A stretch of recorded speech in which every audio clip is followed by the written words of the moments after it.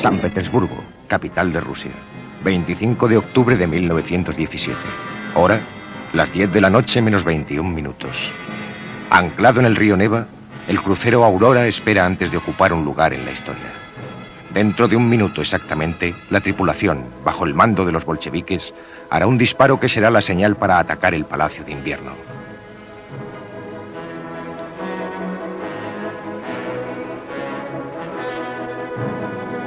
En otros puntos de la ciudad antigua, las armas apuntan contra el último baluarte del gobierno ruso.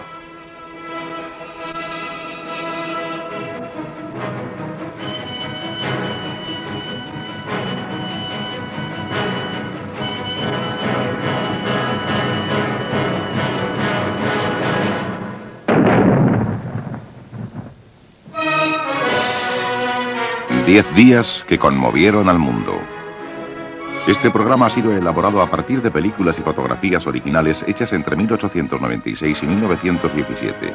Para cubrir los pocos casos en que no había ninguna cámara presente, nos hemos servido de secuencias pertenecientes a largometrajes soviéticos, especialmente de las procedentes de Octubre, obra de Sergei Eisenstein y Grigori Alexandrov.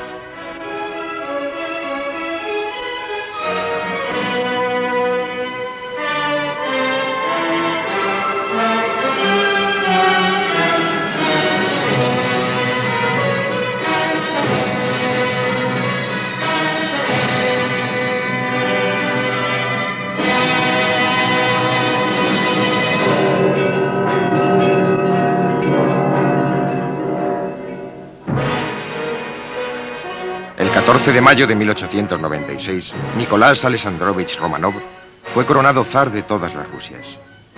Casi 1.300 de sus súbditos murieron pisoteados por la multitud.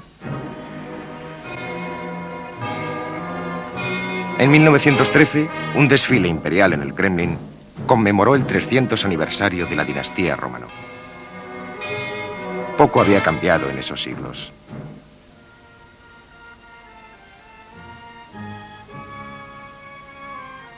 El zar y su familia no habían de rendir cuentas al pueblo, sino solo a Dios. Dios había puesto a los Romanov en el trono y Dios los mantendría en él. El único hijo varón del zar, Alexis Nikolayevich, heredaría el trono si vivía para ello. Pero el niño padecía una enfermedad incurable, la hemofilia. Si moría, sus hermanas garantizarían la sucesión. Olga, Tatiana, María y Anastasia.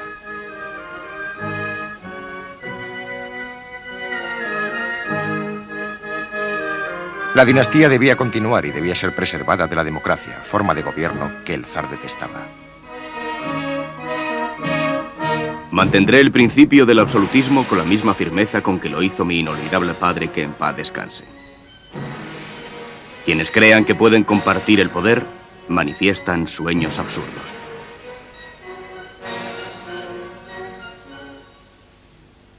La Rusia zarista de principios de siglo presentaba todas las características externas de un poder ilimitado, inexpugnable y cruel.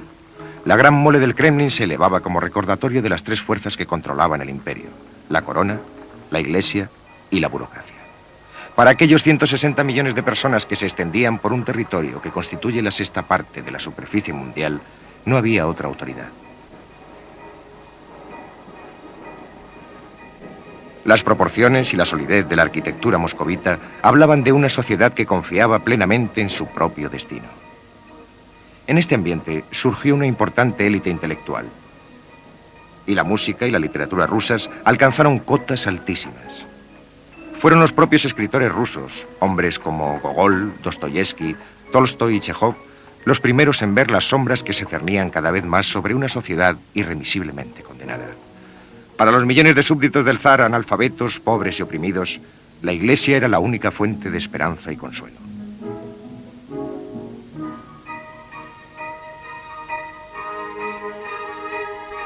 El orden social había permanecido inmutable y parecía que lo sería siempre. Estaba fijado por el protocolo, sancionado por la ley y plasmado rígidamente en una forma de vida que la mayoría de Europa había abandonado hacía mucho tiempo.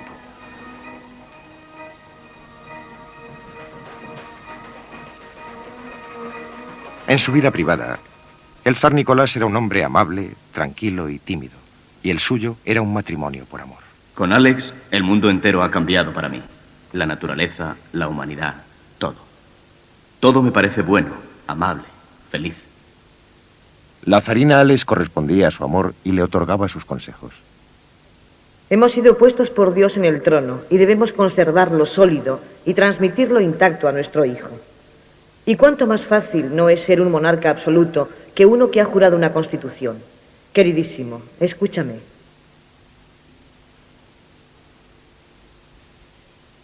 William G. Hardy, el novelista inglés, tuvo oportunidad de ver al zar. Vi al zar en 1913. Era el tricentenario de la dinastía Romanov y él volvía a través del Palacio de Invierno de la Catedral de Kazán, donde se conmemoraba el acontecimiento.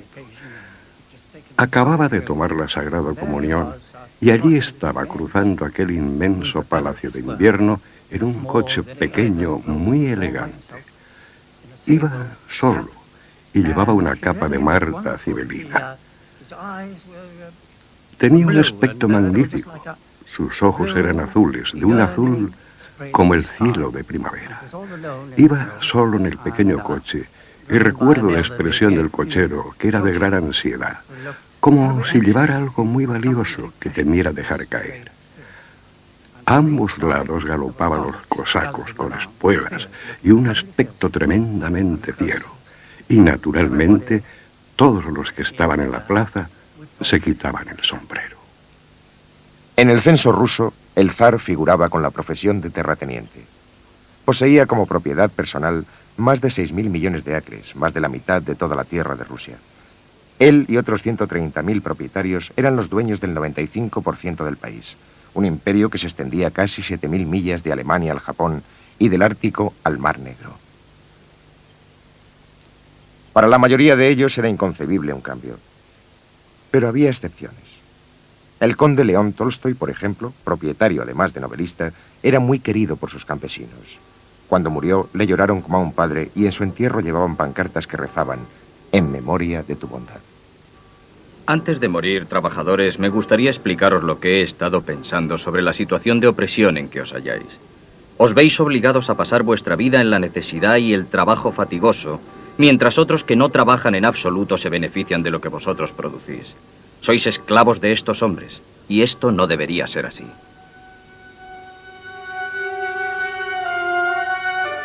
La mayoría de los campesinos rusos no tenía ninguna razón para querer a sus propietarios. El resto de Europa había abandonado la esclavitud hacía siglos, pero en Rusia los hombres no dejaron de ser propiedad de sus amos hasta 1861. Al comienzo de este siglo muchos vivían peor como hombres libres que como lo habían hecho siendo esclavos. El progreso era tan doloroso y tan lento que una familia podía morir sin haber visto ni siquiera un resquicio del mismo.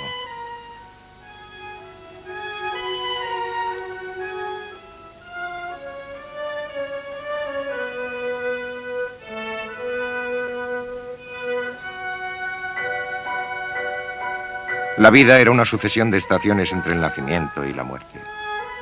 Un tiempo de sembrar y un tiempo de cosechar. Un tiempo de comer y un tiempo de ayunar. Los campesinos eran ignorantes y estaban desunidos. No sabían nada de política ni de filosofías socialistas o revolucionarias. Lo que sí sabían era pasar hambre y temer a la autoridad.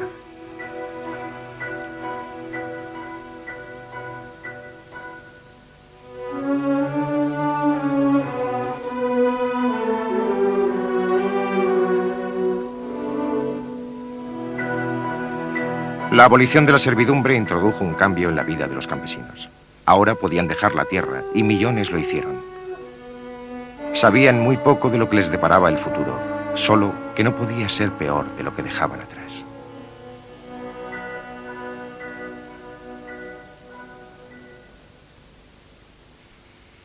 Acudieron a las ciudades, Kiev, Moscú y especialmente San Petersburgo, la ciudad industrial que más rápidamente crecía de toda Europa, la hermosa capital del norte, donde la prosperidad seguía trotando tranquilamente por los puentes sobre el Neva.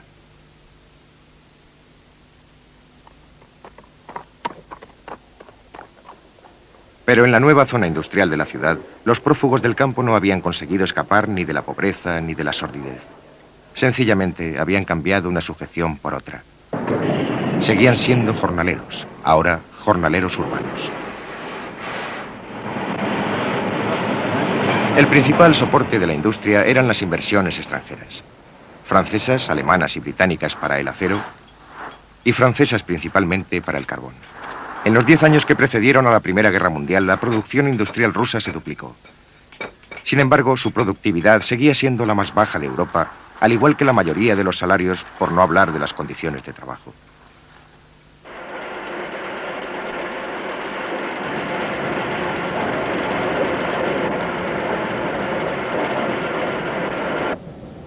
La del petróleo era la única industria en la que Rusia estaba tradicionalmente en cabeza. Y sin embargo era precisamente aquí donde las condiciones de trabajo eran con frecuencia más primitivas que en ningún otro sitio.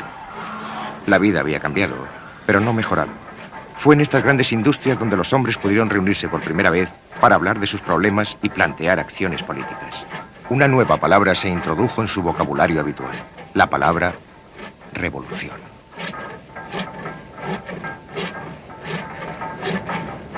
Mientras tanto, lejos de las fábricas y del descontento, la Rusia imperial seguía divirtiéndose.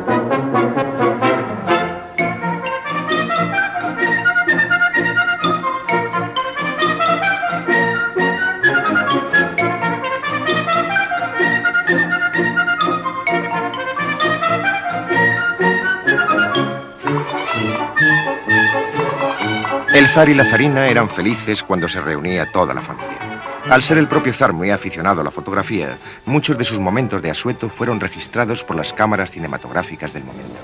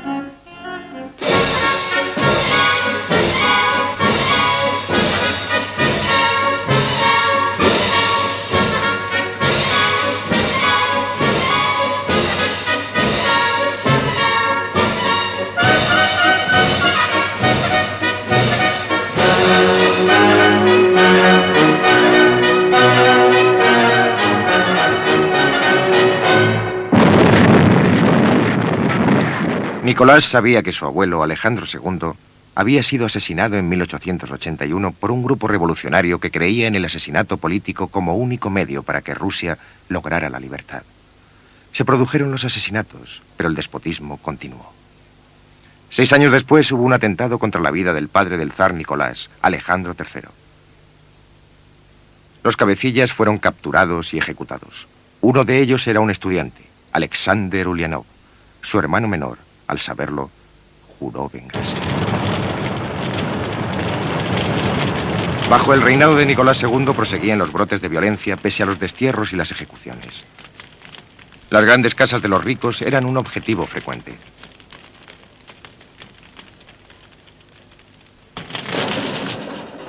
Pero los nuevos líderes revolucionarios se dieron cuenta de que la palabra era más poderosa que las bombas. Imprimían panfletos en sus casas y los introducían clandestinamente en las fábricas. Enseñaron a los trabajadores una nueva arma de protesta, la huelga.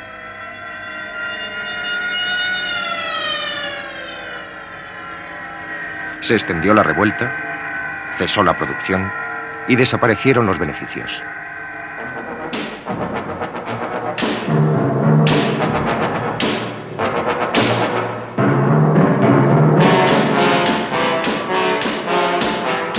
Los huelguistas recibieron un trato despiadado.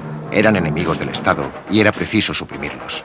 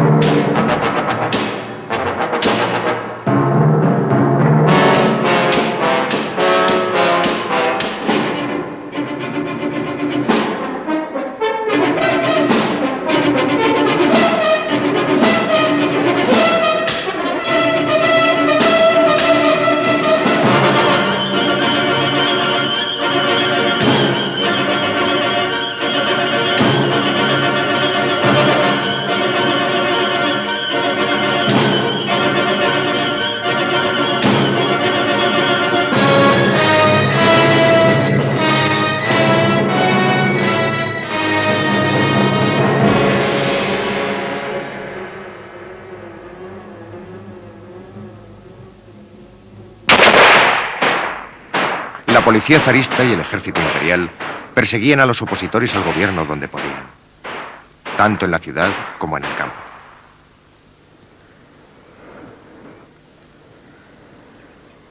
Muchos fueron encarcelados, otros muchos fueron desterrados a Siberia. No se conoce el número exacto de los que murieron.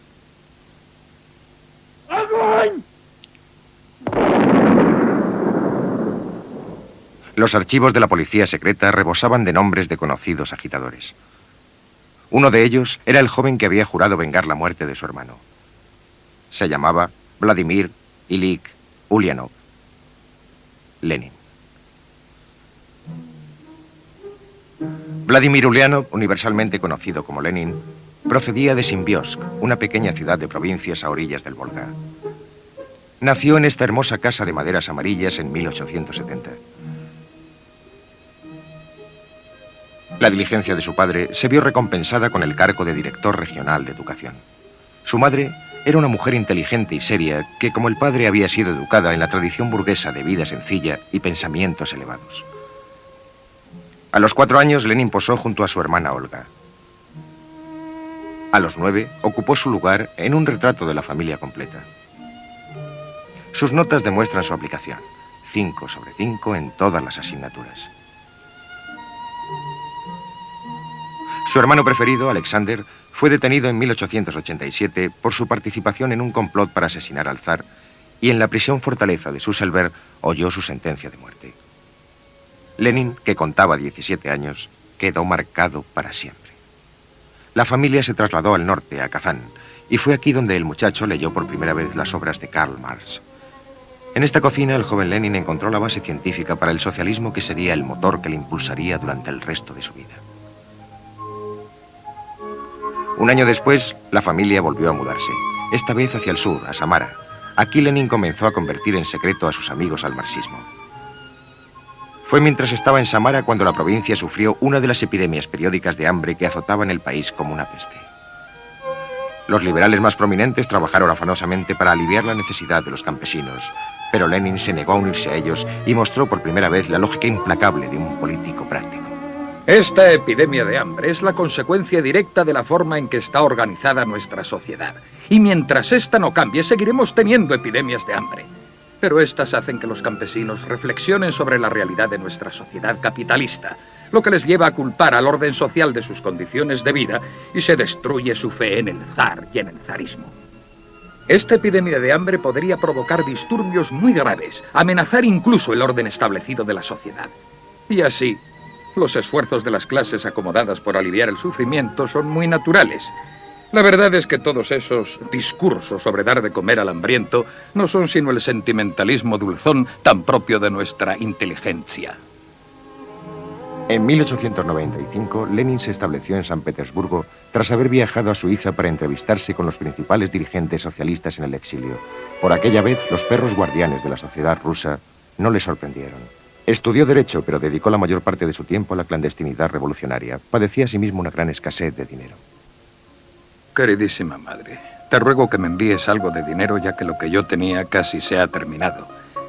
Mi casera es insoportable, y cuando no estoy escondiéndome de ella, estoy tratando de huir de la balalaika que el vecino de la habitación de al lado se empeña en tocar noche y día. Llevaba una vida incómoda y su dossier de los archivos de la policía secreta se hacía cada vez más grueso. Consiguió escapar de ellos varias veces, pero al final fue inevitable que le capturaran.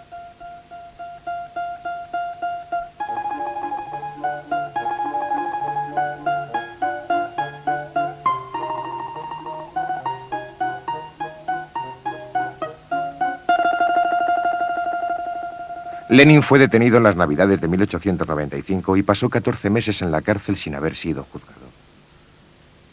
Hacía ejercicio para mantenerse en forma y, recordando la tinta invisible que empleaba de niño, consiguió hacer llegar panfletos e instrucciones a los amigos que se encontraban libres.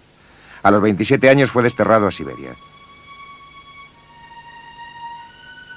Lenin soportó con facilidad aquel confinamiento. Tenía su propia casa y tiempo para cazar, patinar, pasear y discutir. Y tiempo para pensar. Aprendió a ser paciente y utilizó Siberia como entrenamiento para la revolución. Desde allí envió una carta a otra exilada llamada Krúpskaya. La respuesta de ella fue sencilla.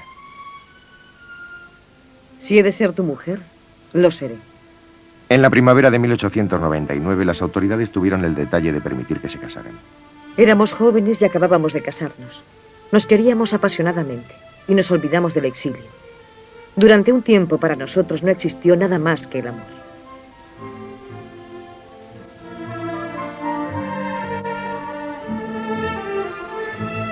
Pasada la luna de miel, emprendieron sin tardanza una traducción de la historia de los sindicatos. Desde su exilio de Siberia, Lenin había proyectado un nuevo periódico revolucionario, Iskra, La Chispa. Fue entonces cuando Ulianov empezó a firmar como Lenin. Iskra tenía que ser introducida en Rusia clandestinamente y el primer número se publicó en Alemania en 1900. Pero los impresores estaban nerviosos y hubo que trasladar la sede a Inglaterra. Había niebla cuando Lenin y Krúpskaya, liberados del exilio, llegaron a Londres por primera vez. Alquilaron 2 habitaciones en Kingsbury y a la casera no le hacía ninguna gracia que Krúpskaya no llevara alianza. Entre las personas que conocieron a Lenin en aquella época se encontraba una muchacha de 17 años, ahora la señora Zelda Coates. Conocí a Lenin en casa de mi hermana. Y la primera impresión que recuerdo es la de un hombre bastante bajo, enérgico y de ojos muy expresivos, casi calvo por lo que recuerdo, y con el pelo, bueno, casi pelirrojo. Mi hermana tenía varios hijos. Y otra cosa que me impresionó fue lo bien que se llevaba con los niños. No solo les hacía carantoñas y esas cosas que se les hacen a los niños, sino que entraba en el espíritu de sus juegos. Se ponía a jugar con ellos y se reía tanto como los niños, e igual de alto. Hacía para dar clases de idiomas. Necesitaba el dinero para mantener saneada Iskra. El periódico se hacía en una imprenta pequeña de Krakow Gris a la sombra de la parroquia. Allí trabajaban a menudo hasta bien entrada la noche corrigiendo pruebas Lenin, Krúpskaya y un puñado de revolucionarios rusos. Una organización revolucionaria ha de estar compuesta básicamente por personas cuya ocupación principal sea la revolución. La organización no tiene por qué ser amplia, pero debe ser lo más secreta posible. A Lenin le gustaba observar Londres desde lo alto de un autobús, siguiendo los pasos de sus predecesores revolucionarios Karl Marx y Friedrich Engels. Krúpskaya advirtió ese interés de su marido. Le gustaba el bullicio de esta gran ciudad comercial, y juntos vivimos muchas tranquilas plazas londinenses, con aquellas casas con entrada propia y ventanas resplandecientes. Pero siempre estaban a la vuelta de la esquina las calles estrechas donde vivían los trabajadores, con filas de ropa tendida y niños pálidos que jugaban en el arroyo. A estos sitios íbamos a pie, y viendo el enorme contraste entre la vida acomodada y la pobreza, Illich murmuraba: Dos naciones. Dos naciones.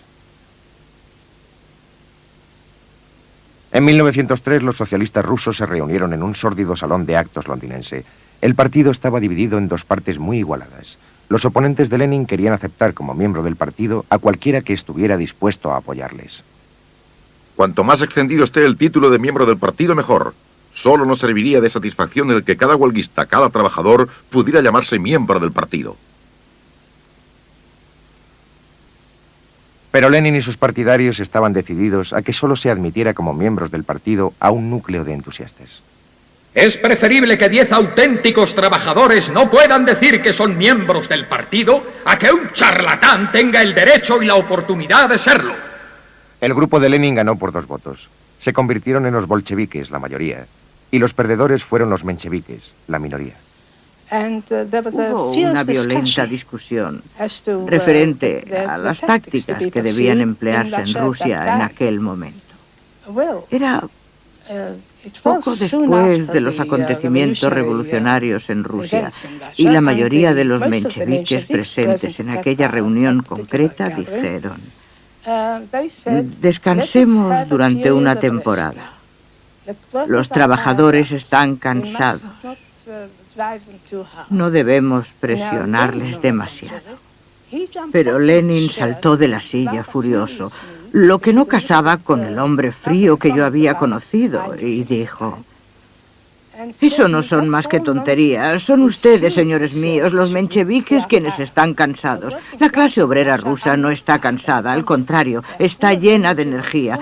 Rebosa ganas de luchar por su libertad y el derrocamiento del zarismo.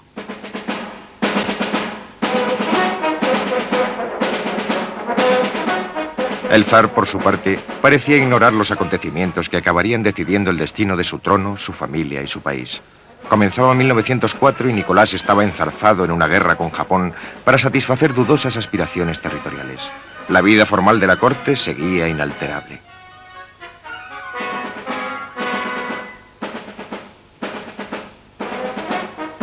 Muy lejos de este elaborado ceremonial, los ejércitos rusos sufrían una derrota tras otra para acabar rindiéndose ante los japoneses y volviendo a casa derrotados. Lenin comentó el desastre con sequedad. No es el pueblo ruso, sino la autocracia quien ha de avergonzarse de la derrota. El pueblo ruso ha salido ganando con la derrota de la autocracia. Y la capitulación de Portov no es sino el preludio a la capitulación del zar. En San Petersburgo, las noticias de la humillación de la derrota se vieron seguidas por el frío glacial de enero. Aquel fue un invierno de descontento.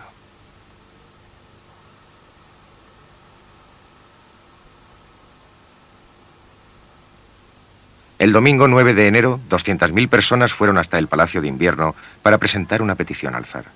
Todos estaban desarmados. Llevaban iconos y muchos de ellos cantaban «Dios salve al zar». Sus peticiones de mejores condiciones de vida eran modestas, pero Nicolás decidió no aceptarlas. ¡Agón!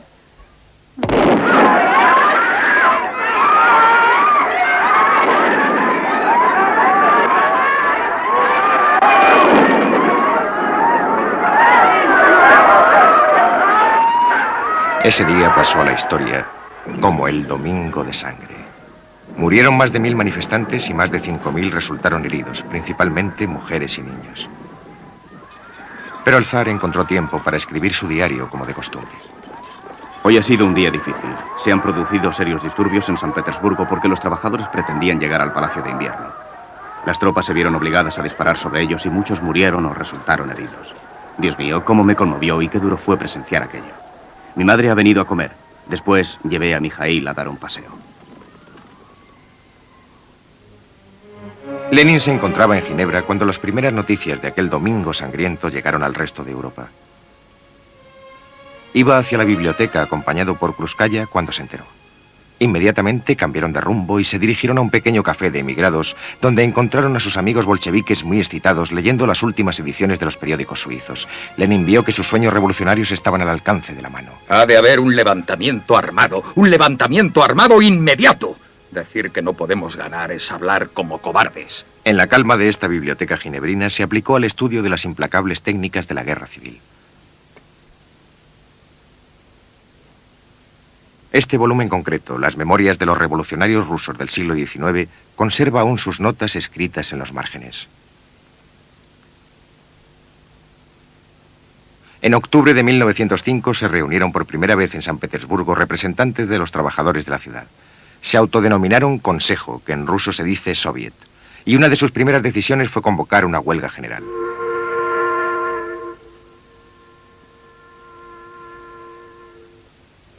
A finales de octubre, San Petersburgo estaba paralizado. Con 3 millones de trabajadores en huelga, el zar se vio obligado a hacer concesiones por primera vez y prometió elecciones libres para una asamblea nacional. Pero los huelguistas estaban decididos a resistir y sus líderes propugnaban la desaparición de la monarquía.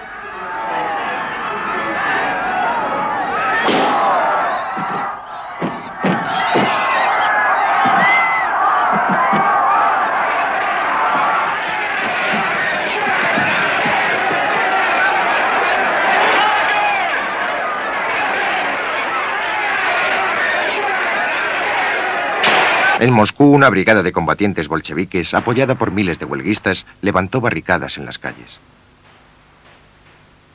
El zar mandó llamar a su ministro del Interior. Esta situación no puede durar. Son sus cabezas o las nuestras. Le ordeno que tome las medidas que considere necesarias.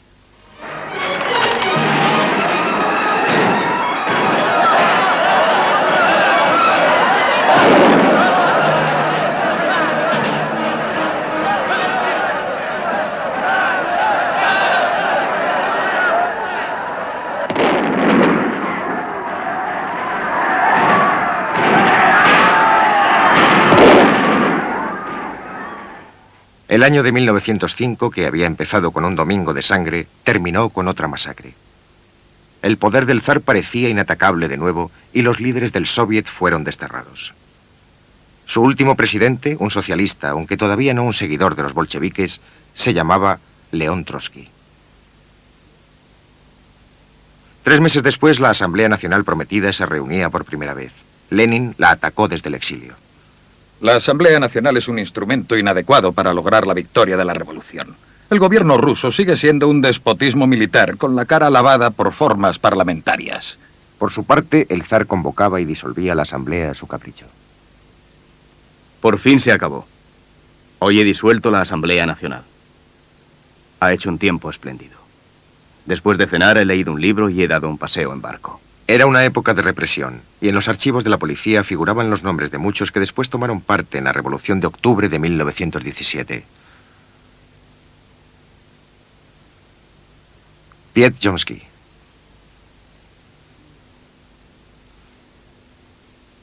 Joseph Stalin. Tuvieron lugar más de 5.000 ejecuciones y 40.000 prisioneros políticos murieron en la cárcel. Decenas de miles más fueron condenados a trabajos forzados en Siberia. Uno de ellos era Mikhail Lebedev. Había una cosa que nos decían continuamente. Eres mío y contigo hago lo que me da la gana. Otros mostraban todavía más respeto. Te daré de comer si me parece. Lo primero que encuentre. Y si no me parece, te mueres de hambre. No es que seas una cosa, es que eres una cosa mía. Nos tenían en celdas que se debieron construir para cualquier número de presos a partir de 40 o 45. Y la comida. Aquello no se podía llamar comida. La llamábamos bazofia para cerdos. No era más que agua con unas cuantas cosas flotando. Dios sabe lo que serían. Y esa era toda la comida. Bueno, ¿y qué? Después de todo, la cárcel es la cárcel.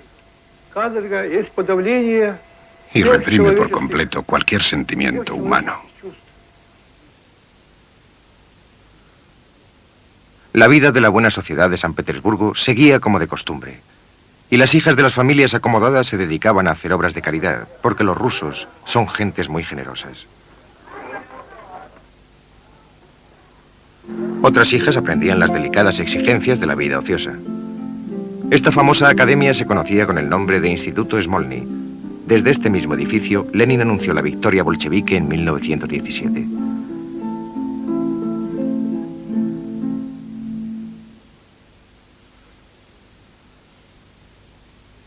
La mecha volvió a prenderse en 1912 en los yacimientos de oro de Lena, en Siberia, donde los mineros amenazados con un recorte de los jornales fueron a la huelga. Mikhail Lebedev era uno de ellos. Esperaban un momento propicio para hacer fuego. De repente se oyó un ruido, como si se rasgara un trozo de lona. Aquel debió ser el primer disparo. Escuché. Después hubo otro. Los obreros empezaron a gritar. Se oyó un rugido y de pronto todo el mundo cayó al suelo. Yo también. Al caer vi a Danilov, que estaba a mi lado, tumbado de espaldas de una forma muy rara, con un cigarrillo apagado en la mano y mirándome fijamente. Y entonces vi un gusano negro que le salía de detrás de la oreja. Me di cuenta de que era sangre. Iba en serio. Disparaban de verdad. Después otra descarga, otra más, y luego el silencio.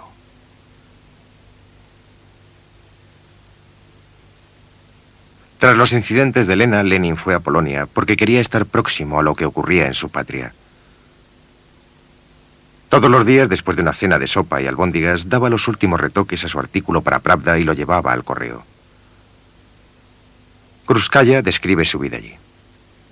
Vivíamos en un círculo pequeño y muy estrecho de camaradas. Nuestros amigos salían a pasear con nosotros. Nos pusieron el mote de el grupo de la clase alta. Y siempre nos invitaban a los conciertos. Vladimir sentía un gran amor por la música. La paz y el orden de su vida en el campo ofrecen un extraño contraste con la pasión revolucionaria de las ideas de Lenin.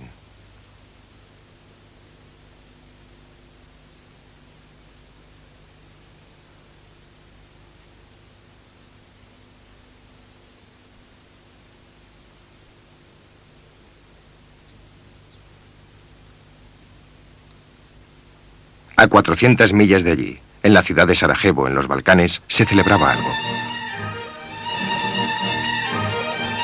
Era el 28 de junio de 1914 y el archiduque de Austria, Francisco Fernando, se encontraba en visita de Estado. Entre la multitud que le esperaba había un joven con una pistola.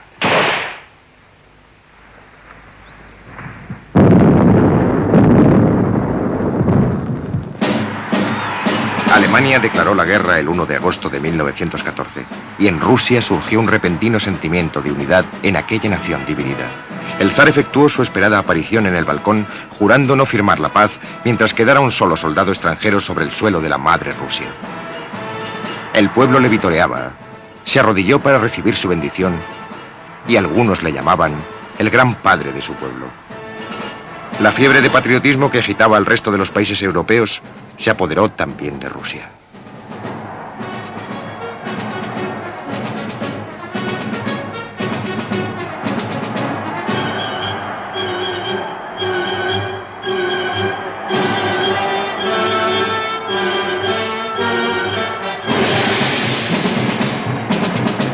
En la primera semana de guerra se movilizó un ejército de 1,5 millones de hombres. Voluntarios que se dirigían hacia la masacre humana más grande que se ha conocido.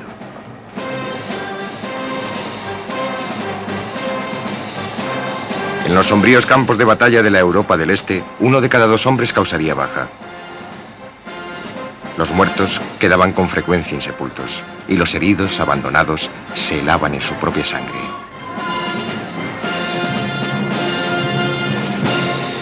Con la guerra, Lenin fue expulsado de Polonia y se trasladó a Wien, en Suiza. Convocó allí a todos los bolcheviques disponibles. Se reunieron en un bosque de las afueras de la ciudad y Lenin esbozó sus opiniones sobre la guerra. La derrota de la monarquía zarista es un mal menor que la derrota de la Alemania del Kaiser.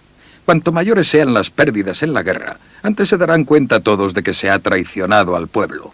Nuestra misión está clara. Propaganda total, tanto en las Fuerzas Armadas como entre la población civil, instándoles a dejar de apuntar con sus armas a los soldados del así llamado enemigo, que son en realidad sus hermanos. Debemos organizar grupos clandestinos en los ejércitos de todos los países. Esta guerra no es más que una guerra imperialista. Debemos convertirla en una guerra civil ahora.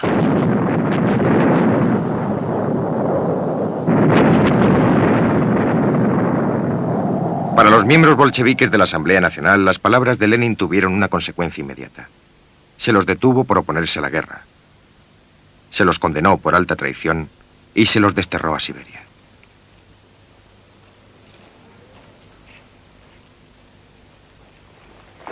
Todos pensaban que los grandes ejércitos rusos marcharían por Europa como una apisonadora, pero estaban mal equipados y dirigidos de forma incompetente.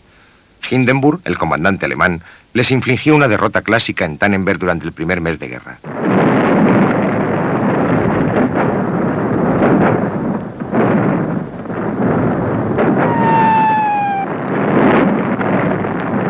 Las tropas alemanas aislaron y rodearon al ejército ruso.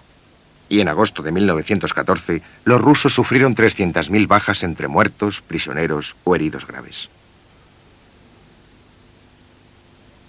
El comandante en jefe, el gran duque Nicolás, primo del zar, fue relevado de su puesto. El zar en persona tomó el mando, pero las derrotas continuaron. Los soldados siempre podían depositar su confianza en lugares más altos, sentimiento que compartía el propio ministro de la guerra del zar. Evitaremos la derrota si tenemos fe en la protección de San Nicolás, patrono de la Santa Rusia, y en las distancias inconmensurables. Pero 1 de cada 3 hombres no tenía rifle. Y muchos de ellos no tenían ni siquiera botas. En el palacio de Saskoiselo, donde la zarina vivía junto a su hijo inválido y a sus hijas, predominaba una extrañísima influencia religiosa. Rasputín, un campesino borrachín e inculto, ejercía un misterioso poder sobre la reina, quien creía que sus poderes místicos podrían curar la enfermedad de su hijo. Siendo favorito de la zarina, Rasputín había ascendido a las más altas instancias. Su fama de libertino nunca hizo disminuir el magnético atractivo que tenía para las bellezas del momento, y la zarina estaba embrujada. Insiste en que se debe hacer exactamente lo que dice. Tiene un significado profundo. Pero este dibujante veía las cosas de otra manera.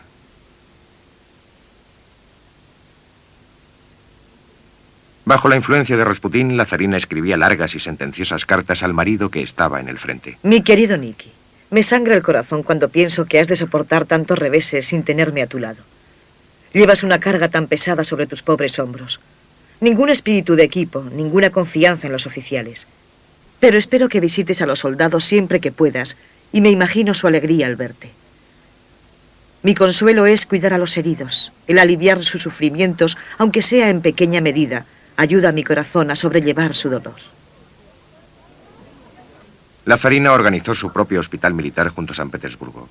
Era más limpio y más tranquilo que la mayoría de ellos. Había crecido el número de moribundos y heridos procedentes del frente a medida que las fuerzas de Hindenburg hacían retroceder cada vez más al ejército ruso. Y los reveses de la guerra acrecentaron la hostilidad popular contra su amigo Rasputín.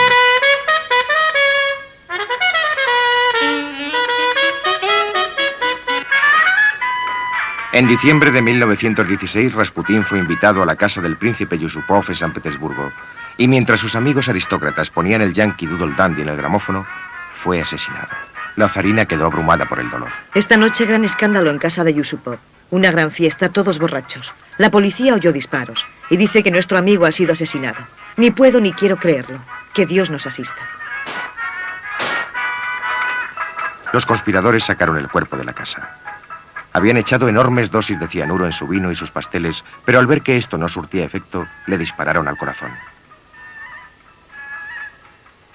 Rasputín persiguió a sus asesinos rugiendo. Le dispararon de nuevo dándole en la cabeza. Por último, arrojaron su cuerpo al río.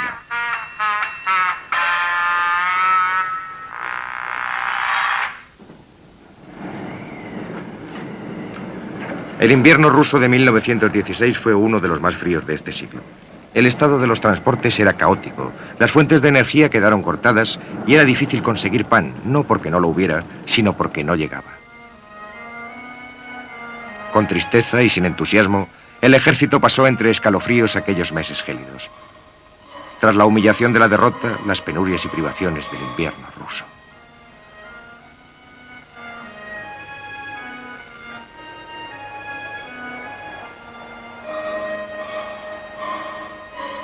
El ejército, deshecho, solo podía aguantar en espera de la primavera y librarse de sus muertos.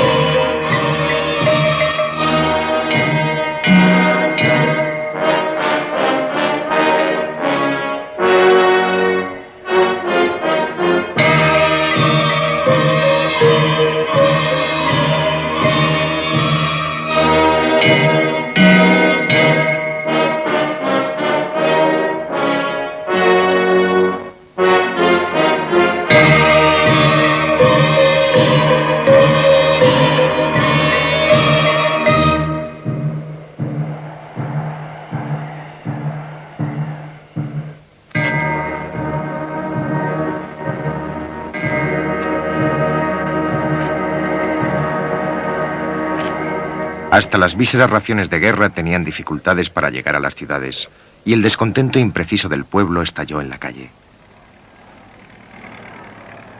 La zarina se mantuvo inconmovible. Las gentes van por las calles gritando que no quieren pan. Lo hacen únicamente para crear nerviosismo. Pero esto pasará y las aguas se calmarán siempre que la Asamblea Nacional se porte como es debido.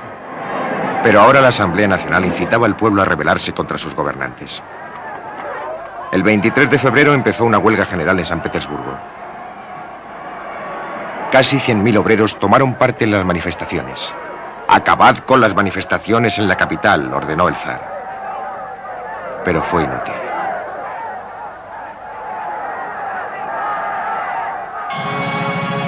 Cuatro días más tarde, la guarnición de la ciudad se unió a los huelguistas. La mayoría de los amotinados eran soldados regulares. Aquello fue decisivo. Sin fuerzas militares no había forma de restablecer el orden, y el destino de San Petersburgo, de Rusia y del zar estaba ahora en manos del pueblo.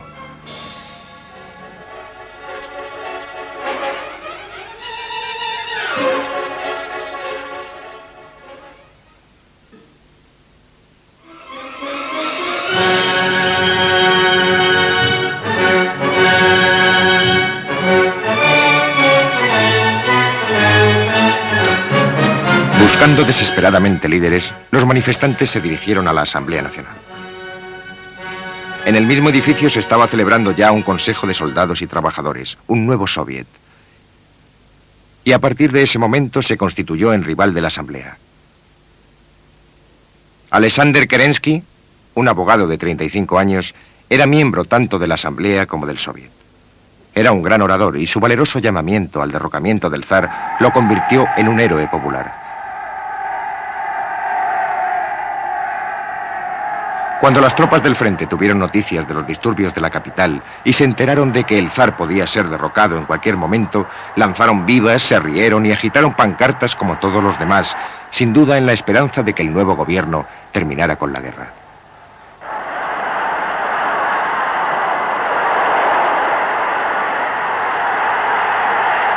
El 2 de marzo de 1917 cayó el último de los Romanov.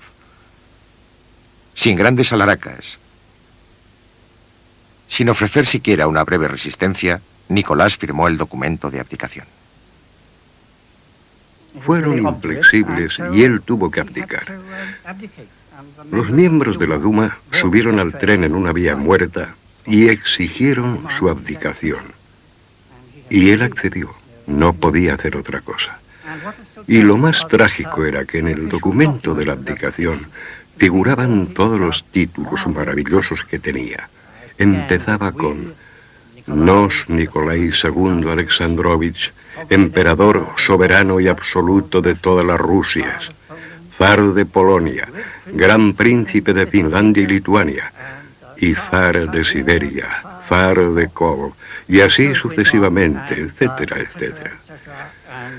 Señor y ospodi de otras muchas tierras a todos nuestros leales súbditos, cuando en realidad le quedaban muy pocos súbditos leales. Y cuando salió del cuartel general para dirigirse a la capital, todos sus cortesanos le iban abandonando subrepticiamente. Se iban bajando en las estaciones intermedias. Y llegó solo. Y se arrojó llorando en brazos de su esposa porque sentía que había sufrido una tremenda humillación. Naturalmente nadie quería al zar en aquel momento. Pero le dijo a su mujer, si Rusia entera se pusiera ahora de rodillas para pedirme que volviera, no lo haría. La zarina adoptó otro punto de vista. Comprendo lo que has hecho, héroe mío. Y juro por mi vida que volveremos a verte en el trono. Por obra de tu pueblo y de tu ejército, serás coronado de nuevo por el mismo Dios sobre esta tierra, en tu patria. El día de la abdicación, Alexander Kerensky fue fotografiado en los jardines del Palacio Real. Líder de un grupo de idealistas de clase media, contaba con el aplauso de las masas.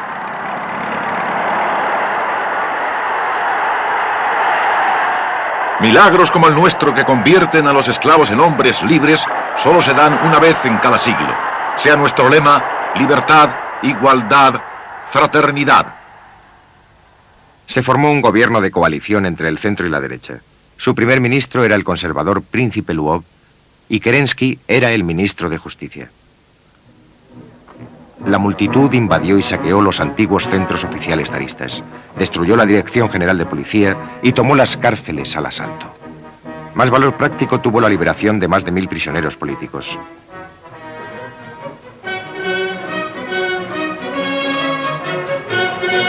Muchos de ellos eran bolcheviques, que, para sorpresa y consternación del nuevo gobierno, no tardaron en atacarlo tachándolo de burgués y de reaccionario.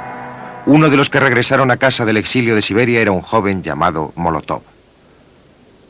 Otro era Stalin, el hombre de acero. Al estallar la guerra, Lenin se había refugiado en Suiza.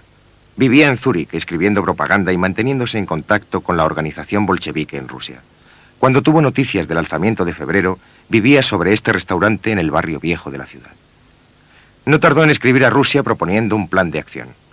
Hizo un llamamiento para que se terminara la guerra y apeló a los trabajadores de todas las naciones combatientes para que derribaran a sus gobiernos respectivos. Decidió abandonar su tranquilo refugio suizo lo antes posible para ir a San Petersburgo y a la revolución.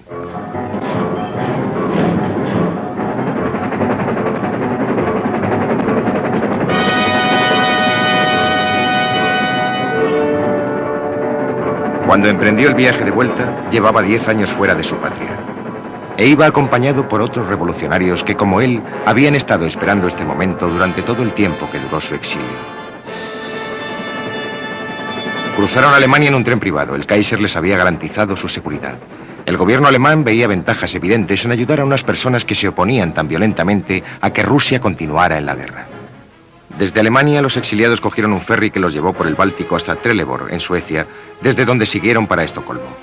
Tuvieron el tiempo justo para que Lenin se comprara un par de zapatos nuevos y para que alguien hiciera esta fotografía. Un grupo de revolucionarios corriendo para llegar a la revolución. Después siguieron hacia el norte, por Finlandia. Por fin, el 3 de abril de 1917 se acabó el largo exilio. 8 días después de haber abandonado Suiza y 6 semanas después del levantamiento de febrero, Lenin llegó a San Petersburgo. Se había congregado una gran muchedumbre en la estación para recibirle y muchos sin duda pensaban que los felicitaría por una revolución que según ellos creían había triunfado. Pero para Lenin la auténtica revolución aún estaba por hacer. Cuando el nuevo gobierno os habla con suavidad y os hace promesas, os está engañando. De él no conseguiréis más que guerra, hambre y terratenientes. Y lo que vosotros necesitáis es paz, pan y tierra. El día siguiente a su llegada, Lenin se dirigió al Soviet en el Palacio Tauride y volvió a sorprender a sus oyentes con un fuerte ataque contra el gobierno. La mayoría de nuestros socialdemócratas han traicionado el socialismo. Nosotros queremos construir el mundo de nuevo de la única forma posible, con la toma del poder por parte de la clase obrera y los campesinos que viven en la miseria, con la mayor revolución obrera de la historia de la humanidad. Es el momento de desprenderse de la camisa vieja, sucia, y de ponerse una nueva. 4 semanas después de la llegada de Lenin, León Trotsky regresó desde Nueva York. Durante los 12 años precedentes, él y sus partidarios se habían opuesto frontalmente a Lenin, pero ahora sus brillantes dotes de orador y organizador lo convertían en un aliado valioso de los bolcheviques. Mientras tanto, el nuevo gobierno parecía estar perdiendo pie. A finales de abril de 1917, 30.000 soldados y la mayoría de la población de San Petersburgo se manifestaron coreando eslogans que pedían el fin de la guerra. Y el 1 de mayo sirvió como excusa para continuar con las manifestaciones. El pueblo disfrutaba de una libertad de expresión recién adquirida y la empleaba para derrocar al gobierno que la había concedido. En los campos de batalla, los llamamientos bolcheviques a la paz encontraban oídos dispuestos. Enviaron agitadores al frente y a veces estos consiguieron incluso convencer a los soldados de que aquellos que habían considerado enemigos eran en realidad hermanos. El gobierno, nervioso por los motines militares, nombró a Kerensky ministro de la guerra. Apelando a la confianza y disciplina de las tropas, este aseguró a los aliados que Rusia seguiría luchando. La delegación americana recibió con agrado estas afirmaciones y reconoció la legalidad del nuevo gobierno. También acudieron los ingleses y se mostraron debidamente impresionados al explicarles Kerensky que tenían lugar manifestaciones antibolcheviques en la capital. Rusia, No es una rana para los experimentos de Lenin, decían las pancartas. El frente ruso podía estar desmoronándose, pero el batallón de mujeres, cuando menos, mostraba la lealtad y disciplina que el gobierno demandaba.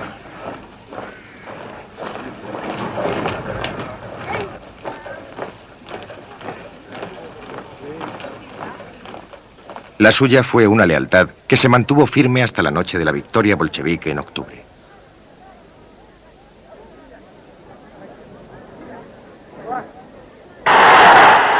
Por el momento parecía que los acontecimientos seguían el curso deseado por Kerensky, quien visitó el frente y recibió una bienvenida leal y entusiasta. Nombró otros generales y lanzó una nueva ofensiva. Tanto los nuevos generales como la ofensiva fracasaron.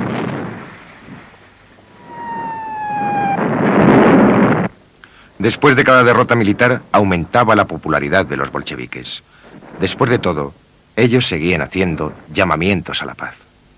Dicen que en Rusia no hay ningún partido político preparado para asumir el poder en solitario. Yo digo que sí lo hay. Nuestro partido está preparado. Exigimos que se publiquen los beneficios secretos que los capitalistas están obteniendo con la guerra. Después los detendremos. Kerensky tampoco se quedaba callado. Vosotros, los bolcheviques, proponéis soluciones infantiles. Detener, matar, destruir. ¿Qué es lo que sois? ¿Socialistas o policías? A medida que transcurría el verano, crecía la tensión en San Petersburgo. Las manifestaciones eran espontáneas e incontroladas. Ni el gobierno ni el soviet dominaban la situación y la revolución corría el peligro de naufragar en un mar de anarquía. Después de 2 días de ira y confusión en los que participó 500.000 de personas, los bolcheviques respaldaron oficialmente a los revoltosos y el 4 de julio hubieron de enfrentarse a la violencia.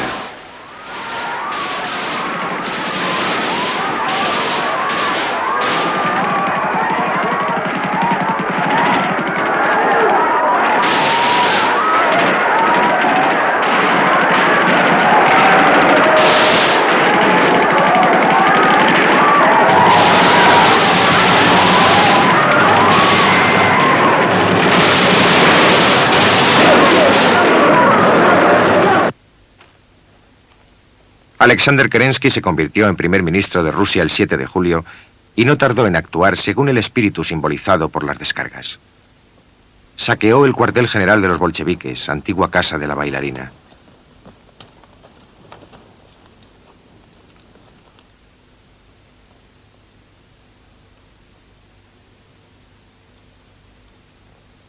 Se cursaron órdenes de detención contra los líderes bolcheviques y por primera vez se acusó oficialmente a Lenin de ser un agente alemán. Pero los bolcheviques le ayudaron a escapar disfrazado con una peluca castaña y con su característica barba afeitada. Sirviéndose de un pasaporte falso a nombre de Ivanov, huyó al norte. Se refugió en Radliv, a solo 20 millas de la agitación de la capital, y durante el somnoliento verano de 1917 permaneció escondido allí. Como la mayoría de los prófugos, dependía de sus amigos para que le proporcionasen todo lo que necesitaba. Necesito una cinta para el sombrero, polvos para limpiarme los dientes, un tazón y una brocha de afeitar.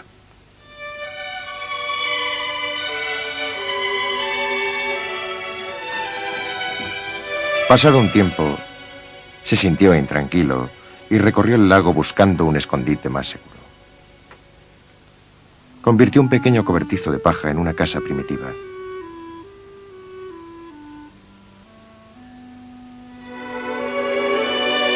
Y aquí, sirviéndose de un tocón como mesa de escribir, esperó a que se produjera la revolución. Desde abril el número de miembros del partido se ha duplicado. El ejército está desmoralizado y los campesinos se inclinan cada vez más por nosotros. El gobierno está dividido y es ineficaz. La revolución burguesa se convertirá en la revolución de la clase obrera. Sucederá. No hoy ni mañana, pero sí muy pronto. El 12 de agosto, en el Teatro Bolshoi de Moscú, el gobierno provisional hizo un desesperado intento por aunar las dispersas fuerzas del país y crear cierto sentimiento de unidad. Se convocó una reunión de todos los partidos para tratar de buscar la salida al dilema de Rusia. Acudieron más de 2000 delegados que llenaron las butacas y los palcos del teatro. Debían representar todos los grupos existentes en el triste caos de la sociedad y la política rusas, pero los bolcheviques no se encontraban allí. Boicotearon la reunión. Convocaron una huelga el día de la conferencia y acusaron a los delegados de no ser los auténticos representantes del pueblo. Al final de una larga sesión de divagaciones hueras, se adelantó un hombre fuerte, el general Kornilov, nuevo comandante en jefe, que se enfureció tanto con la confusión dominante que se tomó la justicia por su mano con una iniciativa militar. Ya es hora de acabar con estos espías alemanes, eliminar a sus cabecillas y dispersar a los soviets. Quiero desplazar una unidad a corta distancia de la capital. Así, cuando los bolcheviques se manifiesten, trataremos a esos traidores como se merecen. Aunque el gobierno lo había prohibido, los tanques de Kornilov avanzaron hacia la capital. Kerensky le relevó del mando y Kornilov, a su vez, exigió la dimisión del gobierno. Sus unidades se acercaban cada vez más a San Petersburgo. Pero Kornilov había cometido un grave error de cálculo. El soviet llamó a sus soldados y obreros para la defensa y estos formaron una milicia de 25.000 hombres que fue el embrión de la Guardia Roja de la Revolución de Octubre. Kornilov se encontró con la resistencia de un movimiento auténticamente popular a cuya cabeza estaban los bolcheviques.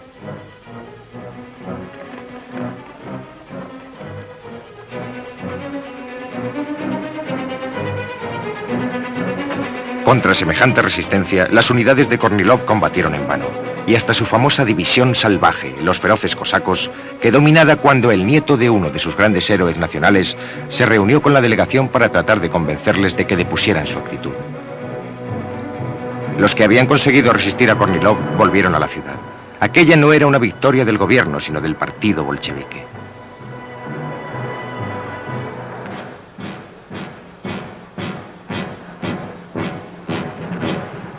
Trotsky, liberado de prisión a mediados de septiembre, fue elegido presidente del Soviet de San Petersburgo. Por primera vez los bolcheviques tenían la mayoría tanto en el Soviet de San Petersburgo como en el de Moscú. Sus esperanzas, tan escasas en julio, aumentaban con rapidez. El 10 de octubre se reunió en esta casa el Comité Central de los bolcheviques y aprobó por 10 votos contra 2 la propuesta de Lenin de una insurrección armada. El acta está escrita por su mano. La situación está clara. O la dictadura de los militares o la dictadura del proletariado. Las masas nos han otorgado su confianza y no piden palabras, sino hechos. En el Instituto Smolny, antigua academia de señoritas, los bolcheviques organizaron la insurrección. El periodista americano John Reed describió la escena. El instituto ha sido tomado por organizaciones revolucionarias de trabajadores y soldados. En el interior hay más de 100 salas, en cuyas puertas hay placas de esmalte que informan al transeúnte de que se trata de la clase de señoritas número X o la sala de profesores.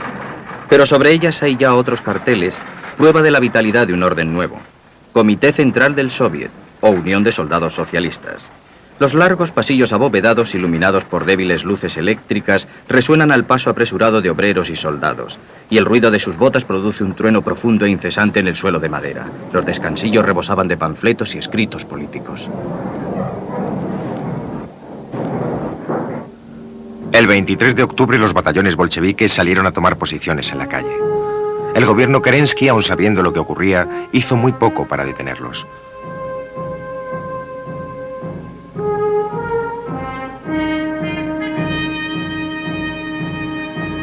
El gobierno se encontró de repente falto de apoyo militar. Lo mejor que pudo reunir fue el todavía leal batallón de mujeres, algunos cadetes y algunos estudiantes, más el regimiento ciclista en reserva.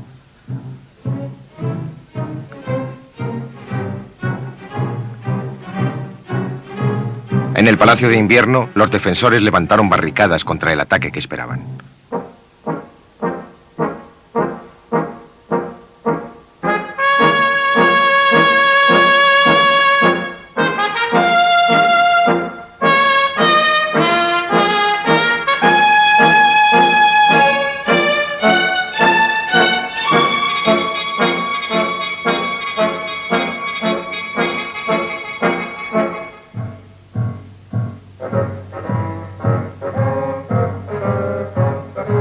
El 24 de octubre, en el Instituto Smolny, los bolcheviques ultimaron sus planes para la revolución.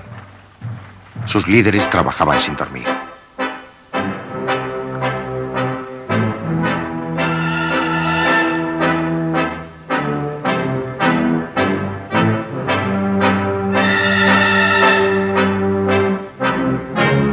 madrugada del 25 de octubre, las brigadas combatientes de los bolcheviques salieron del Instituto Smolny para apoderarse de los puntos cruciales de la ciudad.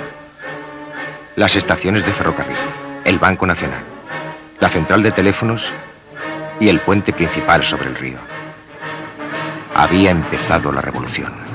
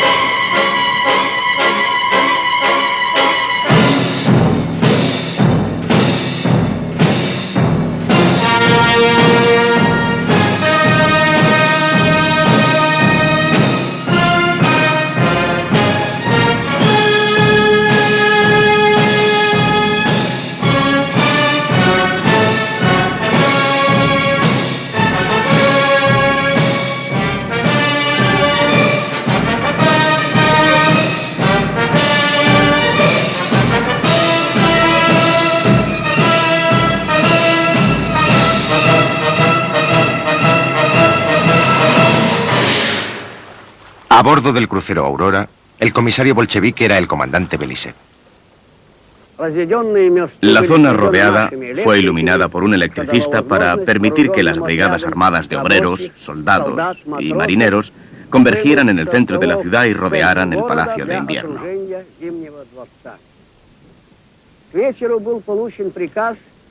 Al anochecer, recibimos órdenes de hacer un disparo sobre el palacio. Hubiera debido efectuarse a las 9 en punto. Pero después de un retraso, cuando a las 9:45 se informó de que se había recibido la señal de la fortaleza Pietropol, yo, como comisario, di orden de que se hiciera un disparo sobre el Palacio de Invierno.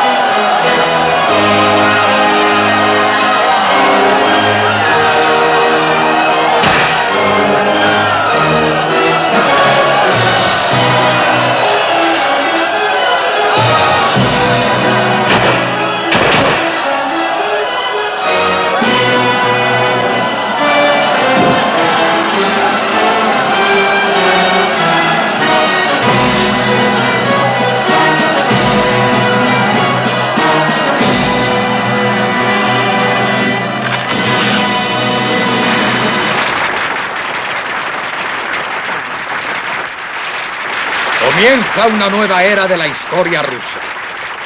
Terminaremos la guerra. Aboliremos la propiedad de la tierra. Los trabajadores ejercerán un auténtico control sobre la industria. ¡Larga vida a la revolución socialista mundial!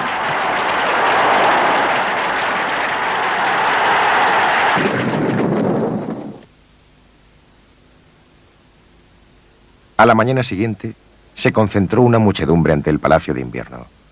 Una muchedumbre desconcertada. En 8 meses habían sido abolidos primero el zarismo y después la democracia liberal. Solo Kerensky había conseguido escapar antes de que cayera el palacio. El zar y su familia no tardaron en ser asesinados por los bolcheviques. La dictadura del proletariado, encabezada por Lenin, gobernaba el país. En solo 10 días, la revolución había transformado Rusia y conmovido al mundo.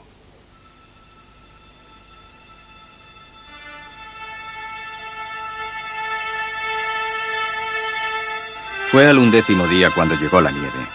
Nos despertamos por la mañana y vimos el alféizar de la ventana cubierto por una montaña de nieve y la lluvia de copos era tan espesa que no se veía a 3 metros. Ya no había barro. En un momento aquella ciudad sombría se había vuelto blanca y resplandeciente. A pesar de la revolución, Rusia entera se precipitaba vertiginosamente en un futuro desconocido y terrible. La ciudad se llenó de alegría con la nieve. Todo el gris había desaparecido. Solo se veían las agujas y las cúpulas, doradas y de colores, que brillaban con bárbara magnificencia entre la nieve blanca. Hasta salió el sol, un sol pálido y acuoso a mediodía. Desaparecieron los resfriados y los dolores reumáticos de los meses de lluvia. La vida de la ciudad se hizo más alegre y hasta la misma revolución procedió más aprisa.